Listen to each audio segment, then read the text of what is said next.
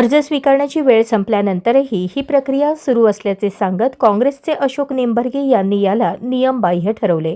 निवडणूक प्रक्रियेत पारदर्शकता आणि समान नियमांची अंमलबजावणी होणे आवश्यक असताना अशा प्रकारामुळे शंका निर्माण होत असल्याचे त्यांनी म्हटले. या कथित प्रकारामुळे नार्थकोट परिसरात काही काळ तणावाचे वातावरण निर्माण झाले होते. 3 वाजल्यानंतर भारतीय जनता पार्टीचे एबी फॉर्म स्वीकारले जात आहेत.